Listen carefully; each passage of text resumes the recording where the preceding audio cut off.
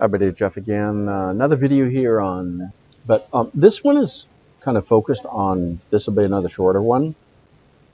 It's kind of a comment. This is not a like a study how to study this and study that. This is a comment on kind of things to do or not to do. And one of the things I just really encourage, and I mean, after heard a lot of sermons, people will sometimes say, "Hey, we're going to have a special service or a special sermon for children." Don't do that, folks. I mean, kids aren't stupid, okay? They're not stupid. And it kind of makes people feel stupid when you do that, to tell you the truth. Because it makes it like, adults are smart and kids are stupid. And that's not true.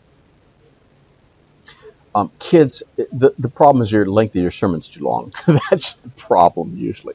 And that goes back to my other video. Don't do, long passages, because it's the same kind of problem here. You gotta work on your method here of doing sermons. And so this kind of gets to this kind of thing on, types of sermons here. I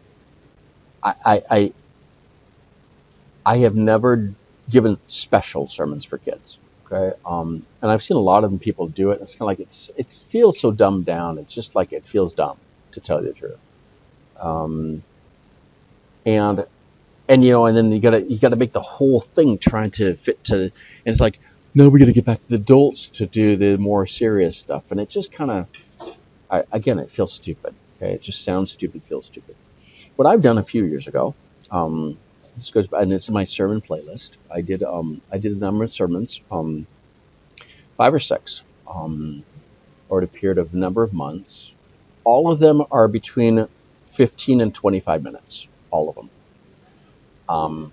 They're very visual. Unfortunately, you can't see that because I didn't actually record it with a camera, so I recorded just the voice, and so I had to just put a picture on it to be able to put on YouTube. But it was very visual. I actually acted out the things to a certain point. I made the title very catchy for kids, for everybody. Everybody could understand the title. It was easy to catch on to it.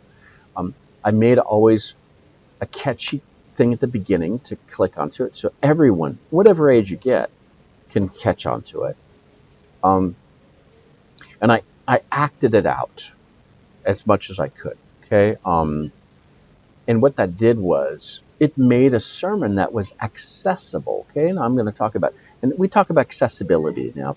We can talk about accessibility means for people that are, are disabled or have challenges, a visual, hearing impaired, or I kind of want to be careful with these words because I can get shot down for any word I use of this. But the hearing impaired, the visually impaired, that have challenges of ability or something, or neurodiversity or whatever. There are lots of different terms about these different types of things. I just want to avoid getting myself critiqued for just using words, but I'm don't. But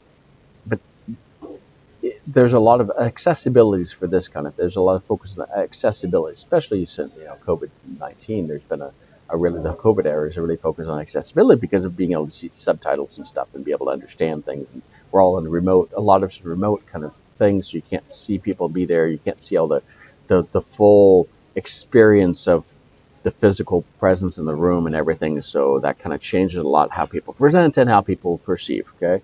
And this is all, this kind of enhance this, but accessible. I just make my sermons accessible. I try to make them accessible to different audiences.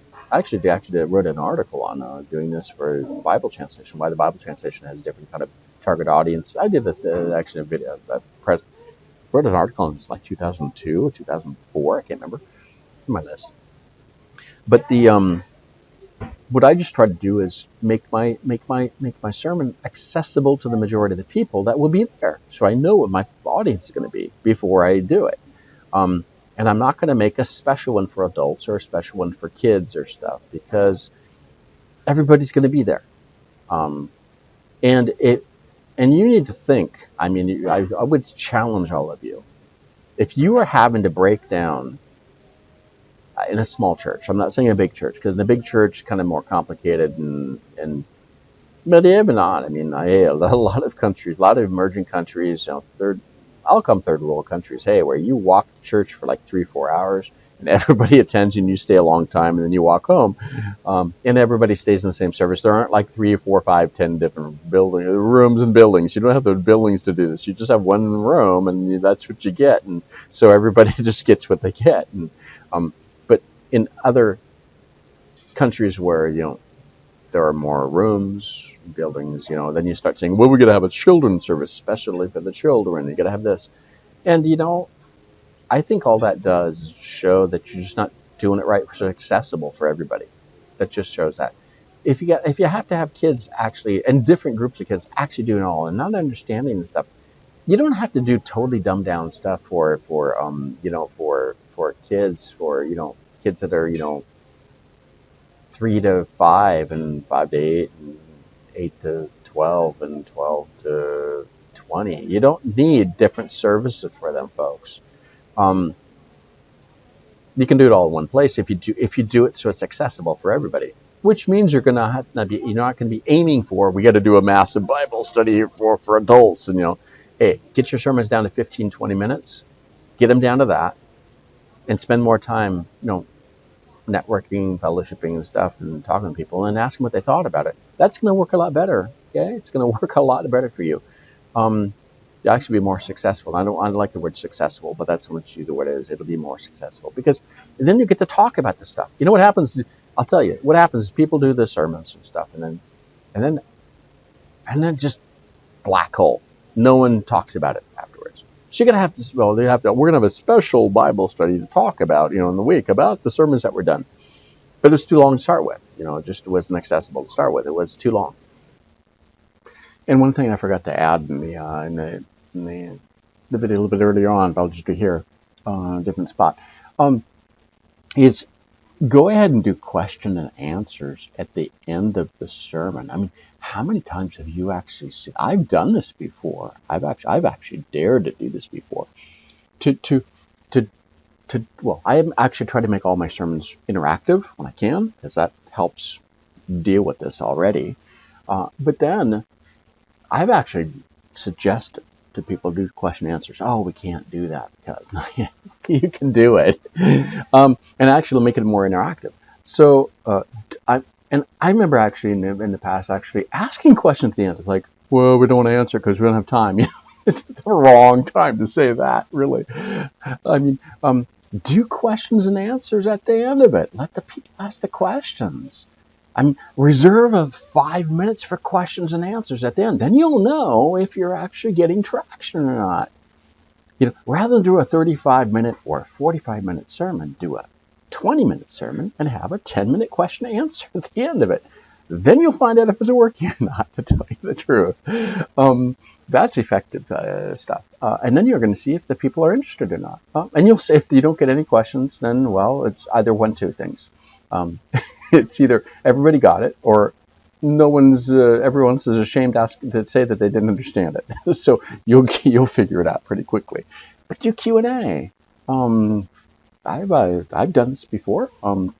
You do this kind of in special retreat sessions, when you get invited speakers. But do it in your regular sermon. Come on, make them shorter, folks, and do a Q&A time. That's another way to do it. So I'd say is keep your sermon short. Keep your things short. Keep them to 15, 20 minutes. Okay, aim for 20 minutes. 20 minutes is your goal. You get down to 15. That's good. Really good. The maximum 25. 15 to 25 minutes. Aim for 20. And then have those sessions we can talk about, or have the network after and talk and discuss fellowship and talk about it. See if you get people to get feedback about it. But don't have these, it'll work better for you. Okay. I really do believe it'll work better for you if you do it this way. Then you don't have to break down. You have to have these, we have special things, because it's just, it creates this division between people and stuff. I'm not saying you can have activities for the kids to do things, okay, like sports stuff and all that, and activities for kids groups and all that. So I'm not saying not to have that. I'm just saying that you're just going to make yourself a logistical mess if I happen to have different things. And you have to have different songs for different people. Come on, folks. No, just make the songs for everybody. Just learn to be have a little bit different songs. Don't have the special songs for special kids and one thing is, but just have all the same songs. I mean, come on, it's going to happen. I've seen it happen before, but I've seen where people are kind of focused too much, and you can have two different services. You talk about logistics and complexity of having to have people serving, but that gets to like you're getting into you turn yourself into to boil in the ocean on this one if you're too small. If you I've seen smaller churches do this, it's like no way, you can't do this. You burn yourselves out, folks. Um, and it's all because you're not simplifying it. You're trying to make it too perfect, too complex, and that just means it won't work. Okay, so keep it simple, accessible. I don't know how to. The KISS method, KISS. I'm not going to say what that stands for. You can look it up on the internet. I'm not going to say it here, but really, I've given actually a presentation saying use the KISS method. That's what you need to do, and do this so that you can be more accessible, have the things, and have the people together, and have the children with the adults, and do it. Okay, maybe have a separate, different activities and stuff, but don't the song time. Don't break it up into different song times. Just do it better. Just do it better. Um, have the songs that everybody likes. Find the song that everybody likes, and don't sit there and do all oldie folk songs, and don't do all super modern song. Kind of mix it up, folks. I've done it every time I do songs and stuff. I mix it up, just a little bit for everybody. Everybody's happy, and it works, and it lets everybody kind of benefit from all the different types of songs. I mean, I'm serious here, and it's not hard to do. You've got to have the willingness to want to do this. Keep it simple. Multiple audiences, accessibility, short and simple.